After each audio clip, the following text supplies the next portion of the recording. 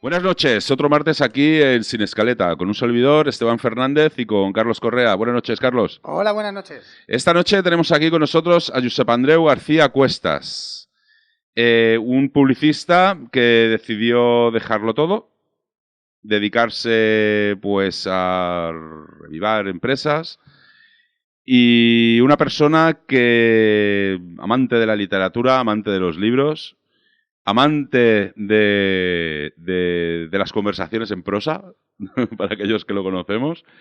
Y bien, pues tiene dos libros, El Tarzán de la Gloriosa, El alma de Andrés, y hoy nos adelantará también, porque nos lo ha chivado así antes de empezar el programa, de que está escribiendo un tercero.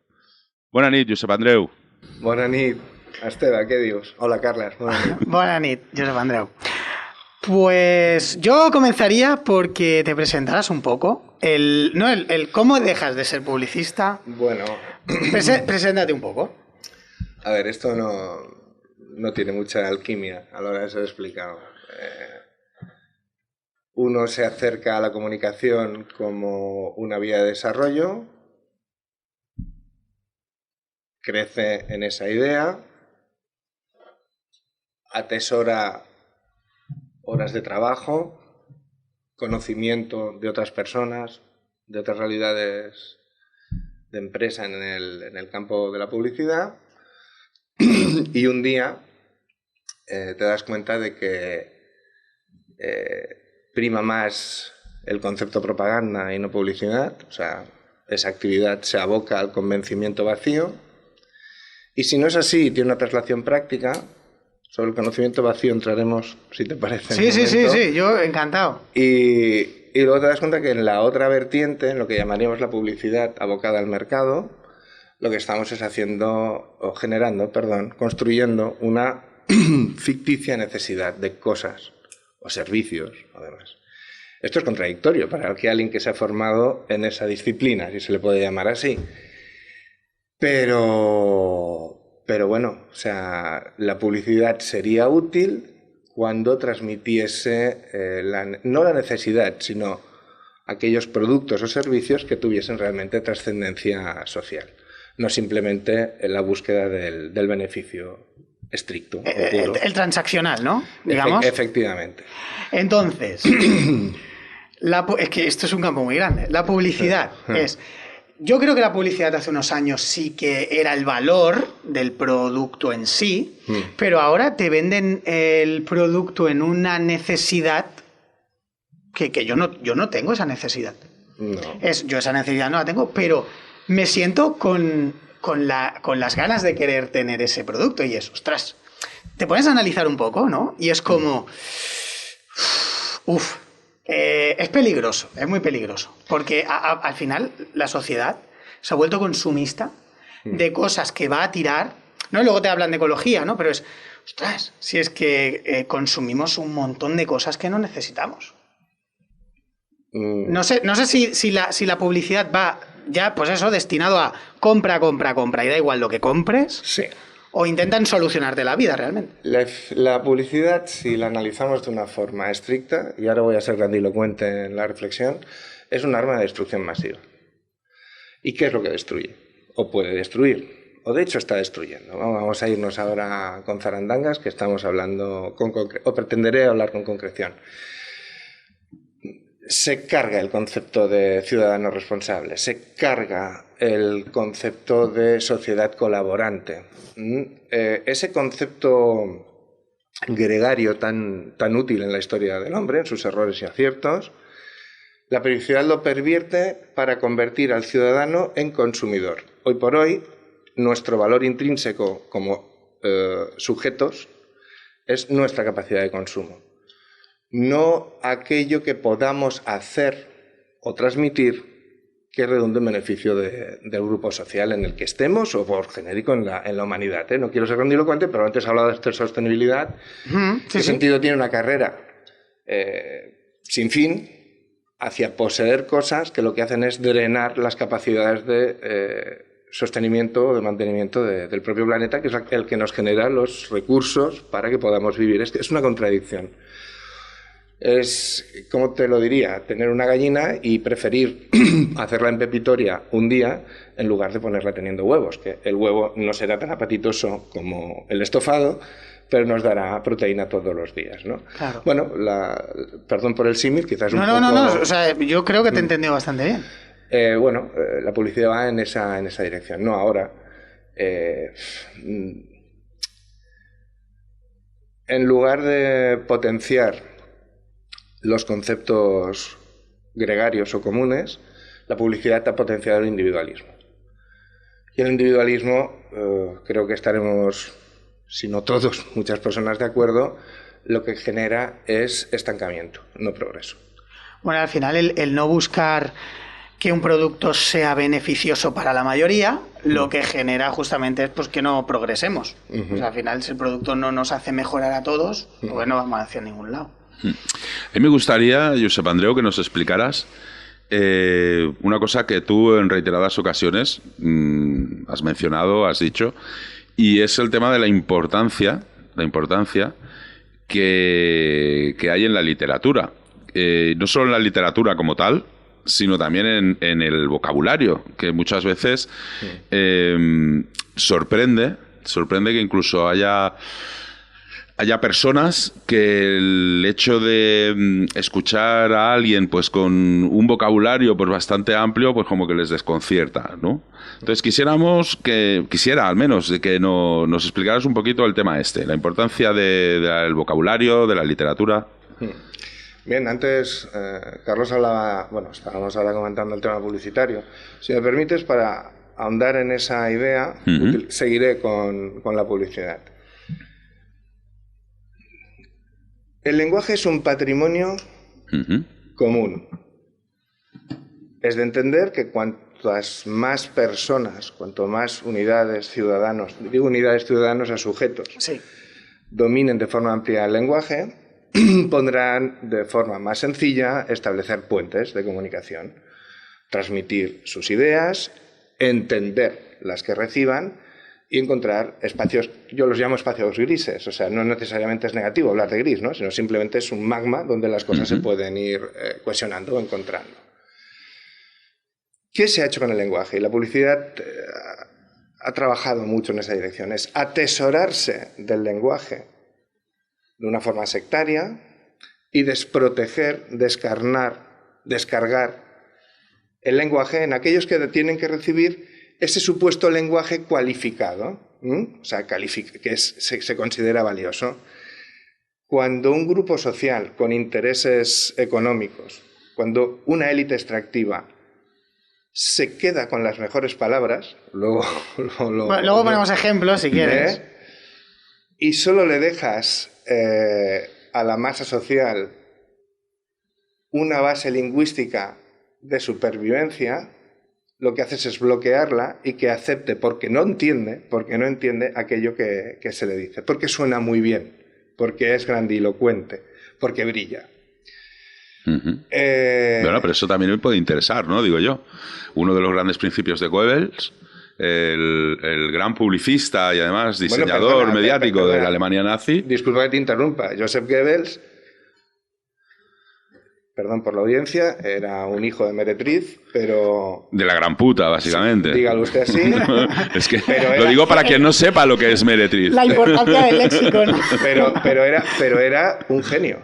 Era un genio. En su campo, claro. De hecho, yo recuerdo mi época universitaria, o sea, todo, absolutamente todo, pivotaba en sus principios de comunicación.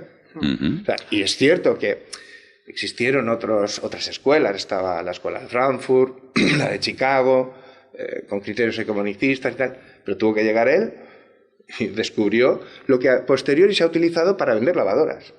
Repite una mentira hasta la saciedad y la convertirás en una verdad. Y un poco lo que tú decías también, ¿no? Y otro de los principios es mensajes simples. Correcto. Mensajes simples. Correcto. Y contra más simplista y más simple sea el mensaje, mejor va a llegar, ¿no? El principio era de que la masa, aunque el individuo puede ser inteligente, la gran masa es tonta, ¿no? Por eso me ha venido a la cabeza cuando estabas hablando de este tema, ¿no? Digo, bueno, pues uno de los principios de Goebbels, precisamente, pues también es mucho más fácil, ¿no? Cuando la gente, pues bueno, se limita en ese vocabulario, se limita también en ideas, se limita en concepción de ideas, y por lo tanto, además, también es incluso más manipulable, pienso, ¿no? Pero No, sin duda. Diga. No, digo, es desgranar al final, porque al final yo me pongo en la piel de alguien que pueda estar en casa escuchando, ¿no? Y te escuche decir Goebbels era un genio, alguien se tirará de los pelos. O sea, dirás, ¡buah! Esta gente, ¿qué cojones está hablando? Con perdón de la palabra. Porque ha pillado el mensaje simple. Claro, has cogido el mensaje que te han vendido utilizando su estrategia, ¿no? Claro. Te han dicho que era esto y de aquí no te puedes salir. No, espérate, si es que yo conozco magníficas personas, pero que tenemos mentalidades sobre la vida muy diferentes, pero como persona, es una persona de puta madre.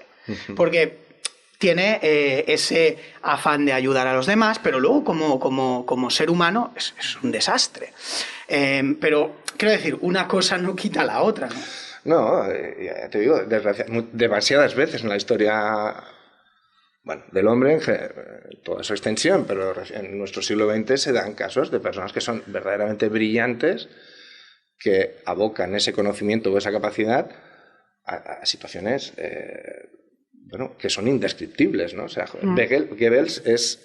sí, podemos hablar de otros actores en lo que es el nazismo alemán, pero Goebbels es la madre de todo. O sea, su teoría comunicativa es la que sostiene el resto de salvajadas que el nazismo ha cometido. Bueno, llevó a cabo. Bueno, quiero decir que la forma de trabajar de Goebbels lo han comprado todos los dirigentes hasta el día de hoy. Claro. O sea, quiero decir, ¿de qué te distingues tú de ellos? En nuestro tiempo reciente, si observamos el mundo de la política, entraríamos ya en la propaganda, o sea, no ya en la colocación de producto o de servicio, en la propaganda.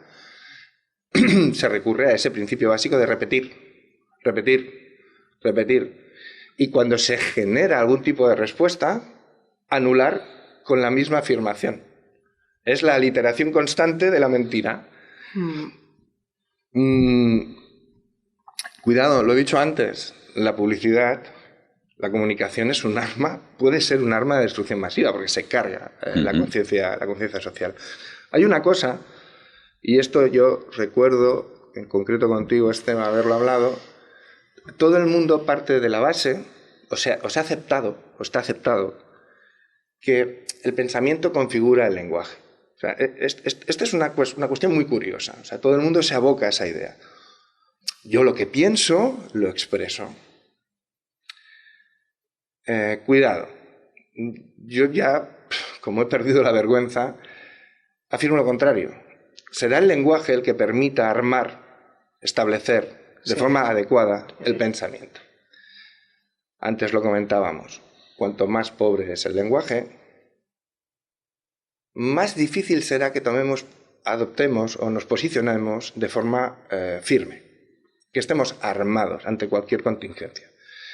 Esto tiene que ver con el sistema educativo, la relación con nuestros representantes políticos, o incluso la relación con, no sé, una comisaría de policía o un centro de salud. O sea, cuanto menos lenguaje tengamos, menos capacidad de posicionamiento tendremos. Ergo, que este era uno de los temas que hoy, bueno, me interesaba, oye, yo lo digo así, casi pontificar, diría. El acto revolucionario más trascendente que podemos acometer en nuestro momento, en este momento, 2021, siglo XXI, es conocer más el lenguaje, utilizarlo con mayor amplitud. Utilizarlo no significa leer una palabra y repetirla, sino conocer las cargas semánticas. La semántica es también un arma de defensa. Si el ciudadano sabe estructurar sus sentimientos, sus sensaciones y sus inquietudes de una forma honda, intensa, será más escuchado. Pero para eso, perdona, se está escuchando muy atentamente, pero es que también y estoy de acuerdo, evidentemente que estoy de acuerdo, ¿no? Pero yo, por ejemplo, una de las cosas que me ha venido a la cabeza es los adolescentes, ¿no? Los adolescentes, por ejemplo, en muchos de los casos nos encontramos, yo, por ejemplo, que soy padre de 2 adolescentes. Bienvenido al club, ya sabes que yo... Sí, sí, y aún me quedan más por venir de adolescente. Y Carlos ya llegará. Bueno, estamos ahí, Pues claro, ves muchas veces, ¿no? Que a veces hay como esa pequeña frustración, ¿no? Del adolescente, porque tampoco es como que, sí, algo sabe que está pasando, pero tampoco sabe explicarse o tampoco sabe exactamente. Y esto a veces, pues bueno, pues lo que hemos vivido todos como la edad del pavo, ¿no? De que sabemos que algo está pasando, que pasa algo, no sé si estoy a gusto, no estoy a gusto, no sé hacia dónde voy o hacia dónde no voy. Estoy ahí pues en eso que no sé tampoco cómo transmitirlo, ¿no? Pero claro, es que para poder transmitir mediante el vocabulario y el lenguaje, también hay que, pienso, ¿no? Que tener una idea bien clara de la situación en la que nos encontramos y el entorno donde estamos. Porque si no, claro, evidentemente el lenguaje lo facilita, ¿no? El podernos expresar. Pero también hay que ser conscientes del mundo que te rodea y dónde estás tú. Amigo, has pisado una mina antipersona. Vaya, hombre, pues nada, me voy. Buenas noches. No haberme invitado, ¿no? Como decía aquel, y si no haberme invitado. Bien, tienes razón. Pero entonces, vamos a preguntarnos, o sea, ¿cómo podemos hacer que un adolescente de 15, 16 años, digo esta edad, no sé, más o menos, que están... Los hay de 30, también. Y de 50. Vayamos al tema troncal de la cosa. Hablemos de leer. Si yo hago un ejercicio práctico y me dirijo a mi hijo, que en este momento tiene precisamente 16 años, es el menor de los 2, puedo explicarle muchas cosas. Y posiblemente mi capacidad de lenguaje, aunque me permita transmitirle cosas, y si no entiende alguna de las palabras o de los palabros, esto me lo dice también mi hijo a veces, las palabrotas, ¿no? Puedo describirle la semántica, la carga de esa palabra. Muy bien. Pero las situaciones presentes no se generan de forma espontánea. Son la finalización de un proceso. Es que nuestra memoria, como seres humanos, curiosamente es muy corta. O sea, claro, sí. No, ¿qué pasa hoy? No, esto es porque el año pasado... No, probablemente tengamos que irnos muy atrás. De ahí la importancia de la literatura. La literatura te da amplitud de miras. O sea, te lleva hacia atrás y te da cierta base de conocimiento para interpretar el hoy. O sea, esto lo hemos dicho muchas veces. Un pueblo que no recuerda su pasado está condenado a repetirlo. No quiero caer en expresiones ya muy manoseadas, pero es que es así. Analicemos un poco nuestro sistema educativo, que a Dios gracias conozco bien porque tengo mucha familia que están en la docencia, tanto a nivel universitario, primaria, eso. Bueno.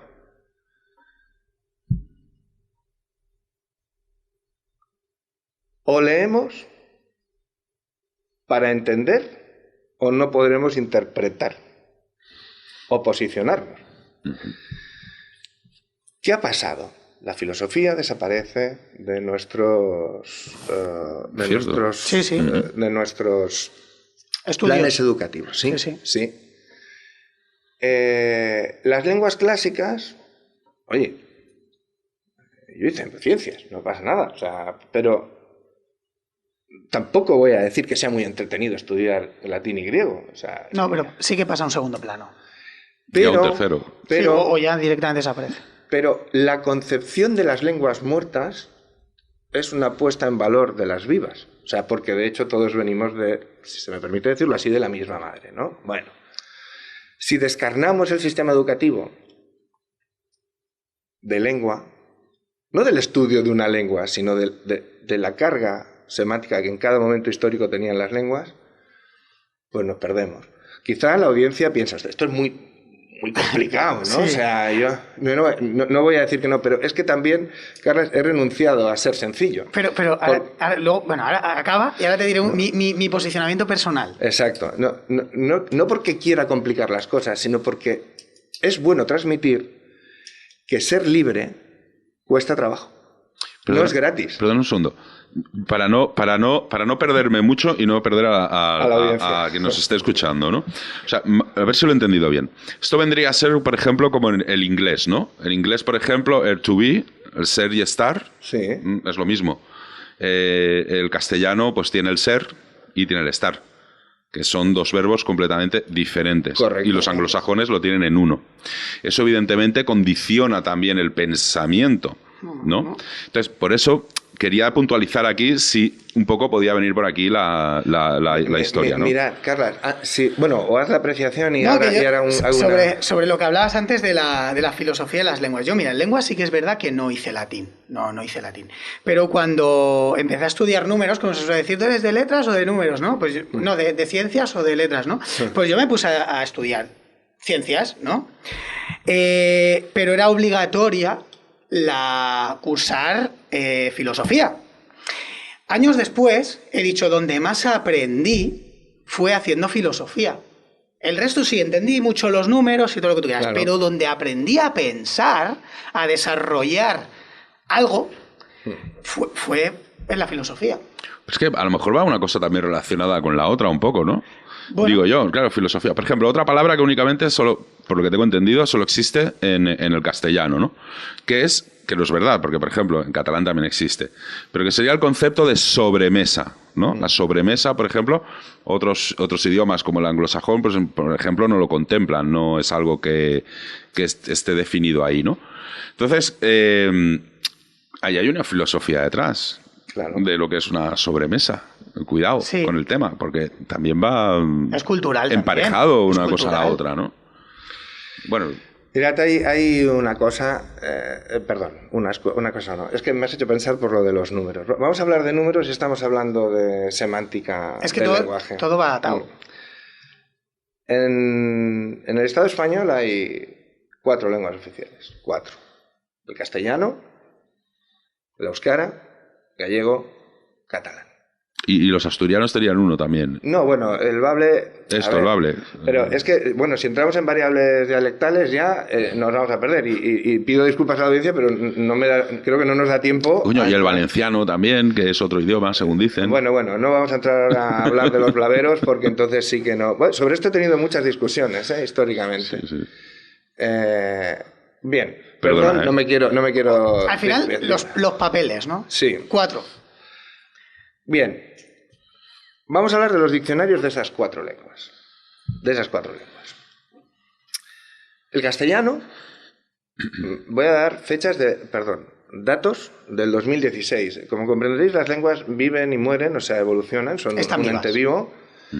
Pero, estamos en el 21, seguro que ha sufrido variaciones, pero las cifras de entradas, es decir, palabras, en el diccionario de la RAE, eran de aproximadamente unas 92.000 palabras. Cuidado, ¿eh? 92.000. Si nos vamos a la lengua de Llull, o sea, al catalán, estamos en unas 85.000 palabras. 85.000. Si ya nos vamos al gallego, estaríamos unas 65.000, 66.000 palabras. Y si nos vamos al euskara, si lo decimos de forma correcta, estaríamos hablando de unas 55.000 palabras. Bueno, oye, son una legión de palabras, ¿eh? Y si hablamos de carga semántica, bueno, entonces eso ya... Porque además los términos no son direccionales. O sea, pueden ser poliédricos. Una misma palabra puede tener diferentes acepciones, como esto ya lo sabemos. Bueno, vamos a hablar de lo que tenemos en la cuenta del banco lingüístico cada uno de nosotros, ¿no? Los 3 que estamos aquí, sin ir más lejos. Y bueno, y vosotros estáis en la radio, luego veréis qué trascendencia tiene o no el tema de la comunicación o los medios de comunicación. Una persona normal. Hoy, todos somos normales, cuidado. Quiero decir, una persona con una vida cultural normal, relacional y persona tal. Promedio. Gracias. Esa sería la expresión. Es verdad. Persona promedio. Estaría utilizando unas 1.500 palabras. Si hablamos de castellano, ¿eh? 1.500 palabras respecto a 92.000. Bueno, no hay que saberlas todas, pero nos da un poco la magnitud de por dónde van nuestros recursos, ¿no?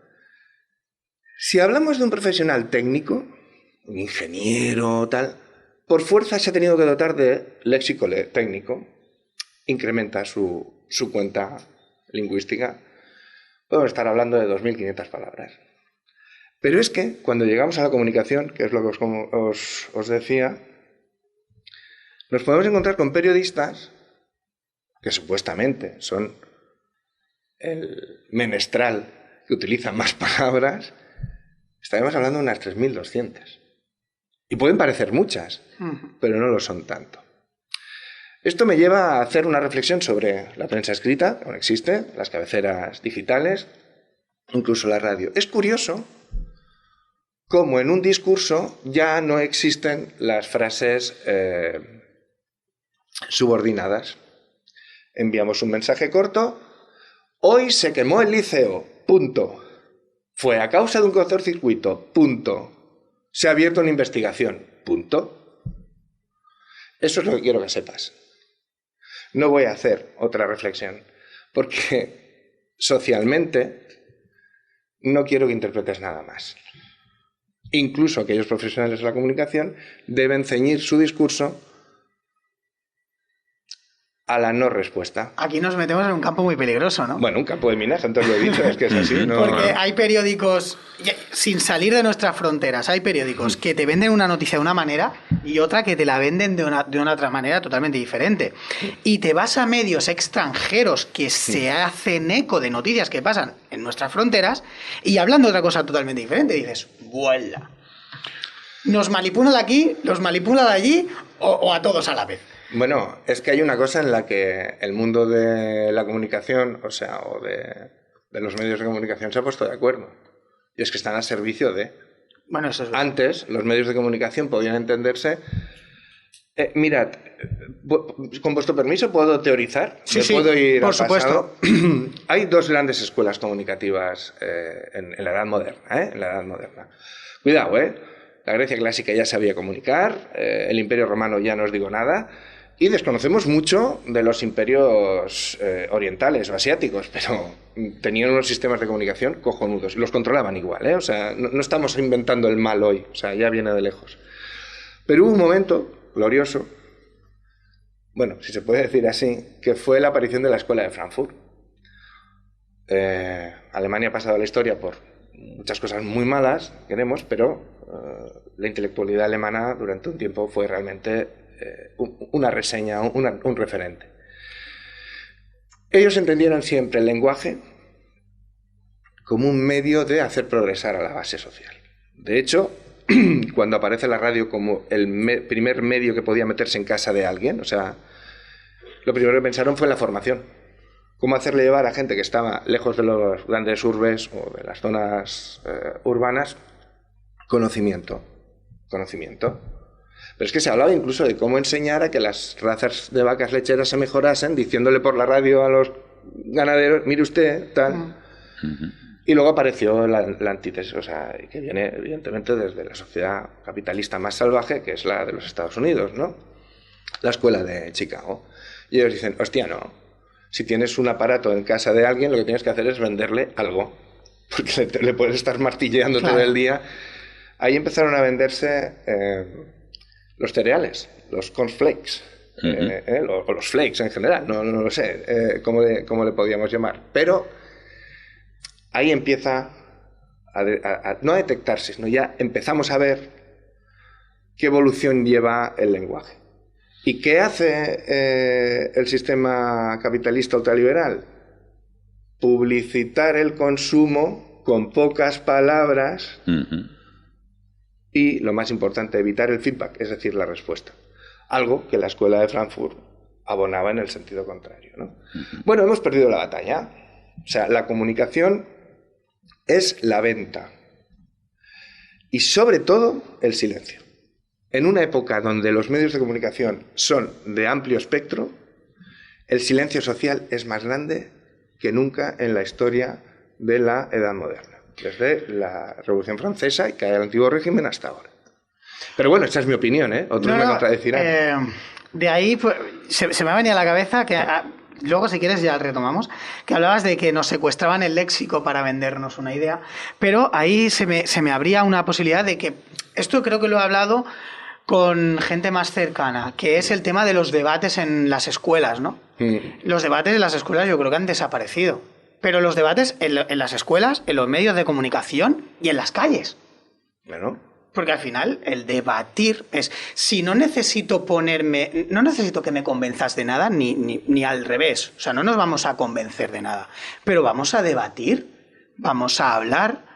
Pero claro, el sitio de debate, que debería ser el sitio donde deberían estar debatiendo cosas, se ha vuelto un campo de fútbol donde hay hooligans. Yo lo llamo así, ¿vale? Entonces, claro, ¿qué debate vas a sacar de ahí? El debate enriquece, pero si no hay nada... Bueno, pero es que esto también tiene un trasfondo que va mucho más allá. Se replica en la de calle. todo esto, ¿no? Y es desde... Fijaros, ¿no? La calle, antes que has mencionado los griegos y tal, era mucho de hacer vida en la calle. De la calle pues era el punto y el centro, ¿no? Pues donde la gente pues hacía absolutamente todo, porque la calle era de todos. Ahora estamos llegando a un punto ya en el que, al menos la sensación que hay en todo lo que es Barcelona o área metropolitana de Barcelona, en que los espacios de la calle, lo que son las plazas, muchas de las calles, ya pasan a ser pues como si fueran centros de un polideportivo municipal, en el sentido de que la propia administración se ha adueñado de la calle. Cuando la calle, en teoría, nosotros... Todos, o sea, desde administración hasta el último que haya venido al pueblo, o sea, de la ciudad, tiene que formar parte de esa calle, ¿no? Pues es también un concepto que nosotros, además, como individuos, hemos dejado también que suceda. Delegamos nosotros, por ejemplo, pues cada X tiempo, pues a unos mandatarios, o más que unos mandatarios, a un partido político en concreto, en los cuales, como tú decías, tampoco llega a los partidos políticos ese debate que debería de haber. No hay. Automáticamente está ahí el tema y, hostia, pues, ¿qué está pasando? Nos encontramos con sorpresas, ¿no? ¿Cómo con sorpresas? Si absolutamente todos nosotros, lo que hacemos es delegar para que sean otros los que hagan, sean otros los que piensen, luego ¿de qué nos estamos quejando? Mira, ¿no? A pie de lo que estás diciendo, ¿eh? O sea, sigo esa tesis. Hace poco, con la UP de aquí de San Joan, o sea... que por cierto, aprovecho para decir que me parece una iniciativa de puta... Perdón. De meretriz, de madre meretriz. O sea, no, en serio. Tuve el placer de hacer una ponencia sobre literatura distópica, ¿no? Venimos a lo que estás diciendo. Es que no nos estamos dando cuenta. Como ya no sabemos expresarnos, o sea, no nos podemos coordinar porque no sabemos poner de acuerdo ideas. Tú antes lo decías, Carla. O sea, no hay ese debate, no somos capaces de transmitir los detalles que sentimos, que percibimos. Estamos llegando a confirmar lo que ya se escribió en el primer cuarto del siglo XX, a mediados del siglo XX y tal. Estamos cambiando libertad por seguridad. Supuestamente, cuidado, eso es lo que nos venden, ¿no? Si os leéis Fahrenheit 451, que os la aconsejo muchísimo, o sea, y es casi es una monomanía por mi parte, bueno, o 1984, que es la más icónica de Orwell, vale, es igual, da lo mismo. ¿El objetivo principal cuál es? Vamos a quitarle a la gente la capacidad de expresión y entonces le repetimos una idea, antes hablábamos de Goebbels, hasta la saciedad, esto es un peligro, esto es un peligro, esto es un peligro, y se lo repito. Como tampoco lo puedo interpretar, no tengo datos, no sé leer el cuerpo de la noticia, no, y me lo están repitiendo tanto, coño, si el que gobierna me lo está repitiendo es que será verdad. Uh-huh. Lo que vivimos hoy, Esteban, es una realidad distópica, donde se ha conseguido que nuestra incapacidad de responder se convierta en acomodo. No sé expresarlo mejor, o sea, pero vamos. Bueno, yo al final veo que parece que las conversaciones son campos de batalla donde todo lo contrario. Esto no es un campo de batalla, no te voy a someter, no te tienes que someter, no es un sometimiento. Es algo enriquecedor. Cuando alguien en una situación de dignidad política, que hay políticos dignos, Sí, obvio. Hay que decirlo. Y además esa persona en concreto, no entraré ahora en decir de quién hablo porque, bueno, entiendo que tampoco es relevante, y que siendo un democristiano conservador, te afirma frente a todo el escenario político en el que nos hemos desenvuelto en los últimos 4 decenios, que la integridad ya no está por encima de la ideología, empezamos a entender las cosas. Tú, Carlos, dices, no, es que si pudiésemos hablar no es imponer. Si hubiésemos comunicado de forma adecuada, no hubiésemos escondido nada y hubiésemos facilitado, tanto que se habla ahora de transparencia, ¿no? La ley de transparencia. Bueno, si todo fuese realmente transparente, nadie tendría que preocuparse de nada. Claro. El ciudadano tendría un puente. Contra más se oye una cosa es porque se carece mucho de ella, casualmente. Efectivamente. Casualmente es así. Yo digo que transparente era la casa de mis abuelos en el pueblo, que siempre estaba abierta. Sí. Eso era transparencia. O sea, llegaba el vecino y se metía hasta... Claro, era... Está la puerta abierta, ¿sabes? Después, lo que te quiero decir, puedes mirar donde quieras. Ahora que hablas de casas abiertas, si entendemos los organismos de gobierno, las instituciones de gobierno como la casa común de todos, porque se supone que lo son, se supone que lo son, ¿os dais cuenta que el lenguaje también se ha complicado en ese sentido? Yo cada vez te transmito normas o leyes redactadas de la forma más compleja posible. Y es más, como he garantizado que tu conocimiento del lenguaje sea menor, el propio redactado de una ley o de una norma ya es una imposición directa. Ya te tengo sometido. Porque no la sabes, no la entiendes. Alguien podrá decir, hombre, el lenguaje jurídico nunca fue muy entendible. Sí, de acuerdo. Pero habían unos mínimos de interpretación. O sea, es más fácil posiblemente entender una ley de lo que es el Código Penal del 19 que las remodelaciones que se hicieron desde el tardofranquismo hasta ahora. Eso es significativo. Eso es significativo. En una época en la que supuestamente todos tenemos acceso a la formación, o sea, a la escolarización plena, ¿cómo puede darse el fenómeno de que el entendimiento de diferentes materias o aspectos sociales sea menor? Porque yo tengo un convencimiento absoluto y hasta la médula. Porque realmente muchas de las leyes que se publicitan, ¿no? Y que se aprueban, porque luego vienen las circulares, ¿no? de fiscalía, ¿no? Cómo han de interpretarse, ¿no?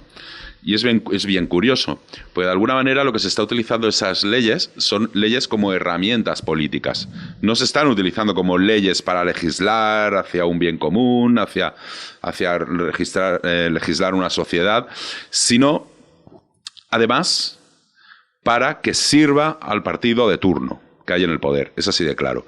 Porque hemos visto en cambios de legislatura, cuando se han hecho cambios de leyes, lo que se ha hecho ha sido coger y, bueno, la Fiscalía envía una circular y ahora lo que antes se interpretaba como blanco, ahora se interpreta como blanco púrpura.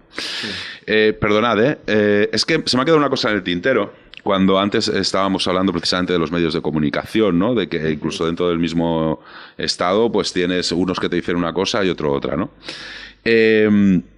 Yo, por ejemplo, ayer justo, es que esto además viene a huevo, no estaba preparado porque esto me sucedió a mí ayer justo, ¿no? Y resulta que lo cogí y lo copié y lo envié. Digo, hostia, mira, digo, lo que te están diciendo aquí y lo que dicen fuera, ¿no? El mismo caso, en Georgia, el titular. Confirman que la muerte de la enfermera georgiana que sufrió un shock anafiláctico fue producido por la vacuna de AstraZeneca. Caso idéntico en España. La autopsia descarta la relación de la vacuna AstraZeneca con la muerte de Marbella. Esto llega a un punto... En Georgia ya les están explicando que hay un shock anafiláctico. Aquí ni eso. Es que llega un punto en que aquí hay 4 grandes poderes, porque hay 4 grandes poderes dentro de lo que es el tema mundial ya de la comunicación, y llega un punto en que, bueno, pues cuando no van alineados se contraponen uno con el otro, ¿no? Y al final yo creo que también el hecho de que recibamos tantos inputs, por un lado, por otro, unos que nos dicen una cosa, otros que dicen otra, otros que dicen tal, ¿no? Y como no nos nutrimos de noticias como tal, sino de lo que dicen allí, de lo que dicen en el otro lado, eso al final llega un momento que nos confunde y también nos divide, cuidado, porque si, por ejemplo, yo leo la noticia de Georgia, pero tú o Carlos habéis leído la noticia de aquí, sí. Podemos debatir mucho, pero seguramente nuestra opinión ya nos la han formado. Mirad, disculpa, Estema, voy otra vez hacia atrás. O sea, lo siento, ¿eh? O sea, soy un cangrejo del copón. O sea, yo acabo de hacerlo ahora, ¿eh? Para atrás. No problema. Y para atrás, y para atrás. Bueno, es la victoria. Han ganado. Nos han dado tanto que no podemos deglutirlo.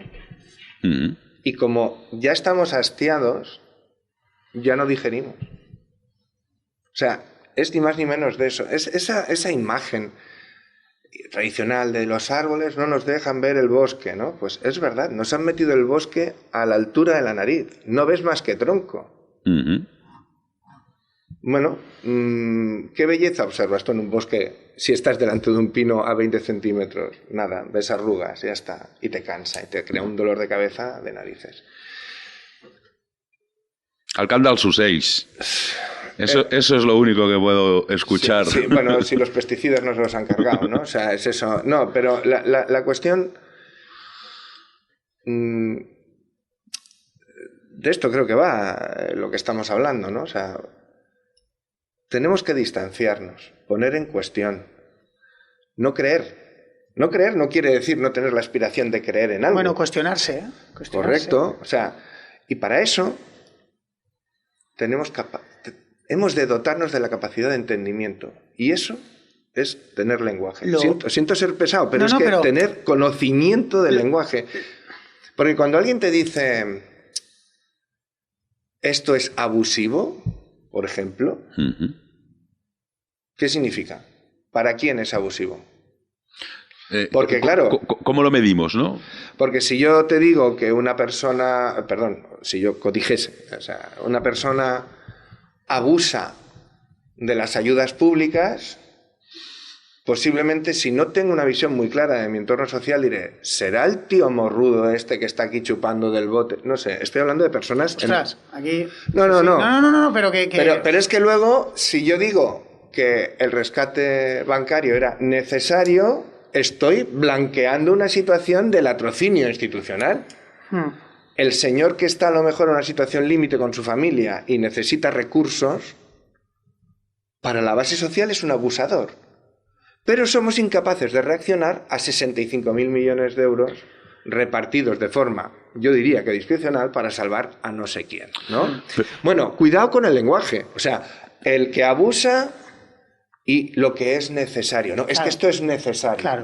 Bueno. Pero aquí hay otros intereses detrás también. Pues claro, hombre, pero... Si tú te pones a valorar, por ejemplo, pues que solo con el funcionariado, que es el pilar de cualquier estructura de Estado, es que podríamos entrar en... Ahora, es un debate muy amplio. Ahora podríamos entrar aquí en un campo de minas. ¿Vale? Ahora sí que podríamos entrar en un campo de minas con lo que voy a decir. Con lo que iba a decir, perdona. Dime, Carlos. Lo que hablábamos de cuestionarnos, ¿no? Claro, yo lo he visto estos meses atrás, este año atrás, ¿no? Todo aquel que cuestiona la dirección hacia donde van todas las noticias, y, ¿sabes? Es cualquiera que se sale un poquito de la dirección, claro, se le aparta, se le tacha o se le pone un calificativo y le dice, ¡hala, fuera!, ¿no? Entonces, ostras, es que no damos opción al debate. Por ejemplo, ahora voy a utilizar un ejemplo, en Andorra. El otro día leí que tenían la mejor sanidad del mundo. Y yo leí, hostia, esto no puede ser. En Andorra, la mejor sanidad del mundo. Pero si vienen todos los andorranos para Barcelona. Claro, yo me lo planteé, ¿cómo puede ser que Andorra tenga la mejor sanidad del mundo? Y me puse a ver datos del copago que había en Andorra, ¿no? Y hay un 25% de copago sanitario. Entonces, claro, entramos en un debate que fue, coño, pues aquí tenemos la mejor... Aquí deberíamos tener... O sea, aquí tenemos la mejor sanidad ya solo por el hecho de que no tenemos ese copago. Y dije, alto, que lo estamos pagando todos cada mes. Quiero decir que te dicen que lo mejor es lo gratis Y coño, a veces lo mejor no es lo gratis. En términos estadísticos,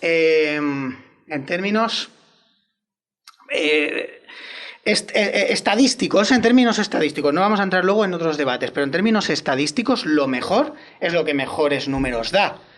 Pero claro, es un sistema replicable, es un sistema que queremos adoptar. No hay este debate, no existe.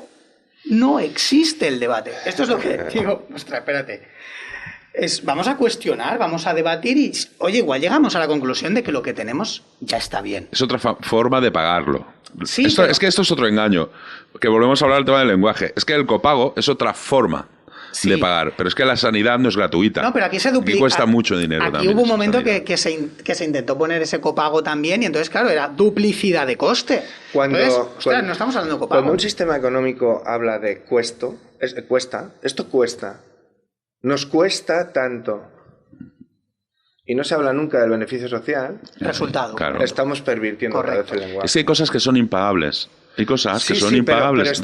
Pero cuando se pone números, precisamente algo como la sanidad, pues, hombre, claro, evidentemente que hay que poner números. El problema es que cuando se convierte el tema de la sanidad, que ahora que lo hemos tocado, es en un negocio. Jamás en la vida puede ser visto por un Estado la sanidad como si fuera negocio. Y esto es lo que nos están vendiendo con el puñetero tema este del copago. Pero digo que los números... Pero ¿qué hace la publicidad?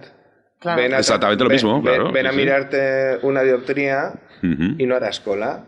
Esto es el mundo feliz. Los números... Pero a tu pecunio y lo demás. Yo creo que los números no se miran bien. Salga de mis huesos. Yo creo que no se miran bien. No miramos el rendimiento, no miramos las vidas que salvamos, miramos lo que nos cuesta. Hostia, espérate, vamos a mirar el conjunto. No, o sea, no sé, ¿eh? Hay que mirarla. Lo que decías antes, ponerse en perspectiva y mirarlo todo. Pero es que para mirar hay que saber leer. O sea, y no me refiero a leer una novela en concreto, sino leer la realidad. O sea, leer. El lenguaje no son palabras, ¿eh? El lenguaje, si hablamos de la idea inicial de que configura el pensamiento, el lenguaje no es ni más ni menos que el tamiz de lo que pensamos y de lo que se nos hace pensar.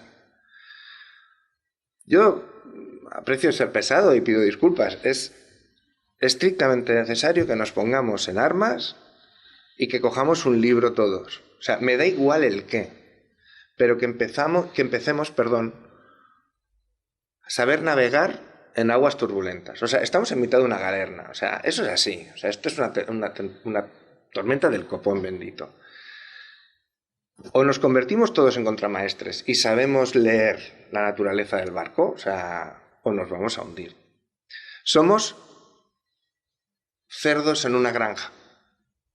No voy a poner el ejemplo de Orwell, no va por ahí, sino estamos estabulados y nuestra obligación es engordar para dar rendimiento cuando se nos sacrifique. Se nos sacrifica cada día, no hace falta que nos maten. O sea, nosotros revertimos constantemente en cosas que socialmente no serían necesarias, ¿no?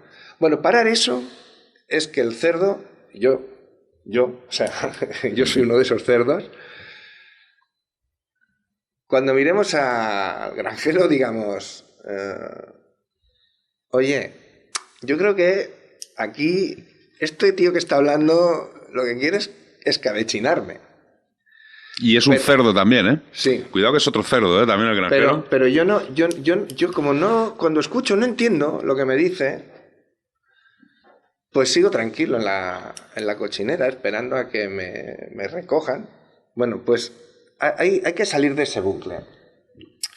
La educación, ¿qué tiene que ser? Conocimiento estricto, porque una ecuación simple es una ecuación simple y no le vamos a dar vueltas. Si estudias geografía, los Pirineos siguen estando donde estaban, y ya está. Pero luego hay otras cuestiones. Y es, si yo leo y me dice alguien, nuestro sistema económico, esto cito literalmente libros de texto, de lo que es la ESO. Nuestro sistema económico se basa en la libre circulación de mercancías y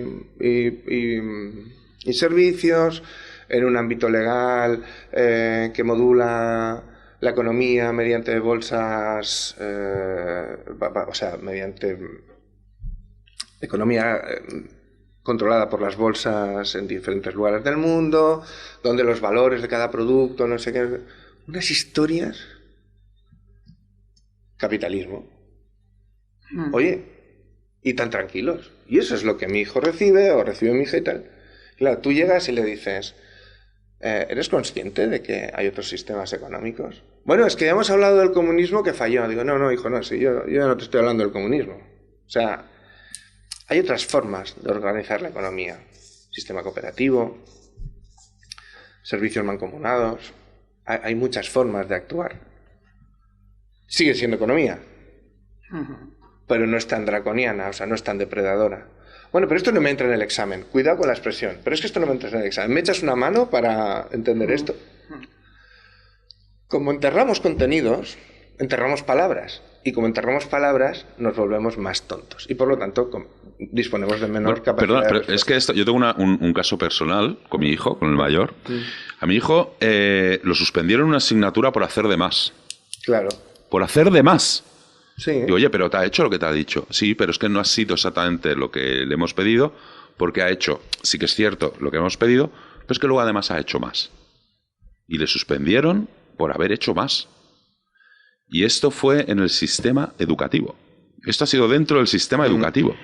¿Cómo puede ser que en lugar de decir, bueno, coño, aparte de lo que le hemos pedido o que lo ha hecho, pues una manera de incentivarlo sería decir, hombre, pues mira, ya que se ha esforzado...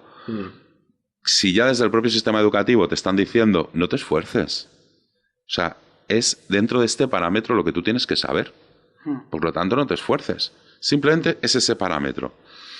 Pues es muy lógica la conclusión a la que llegó tu hijo diciéndote, vale, no me expliques historias, yo lo que quiero saber es esto.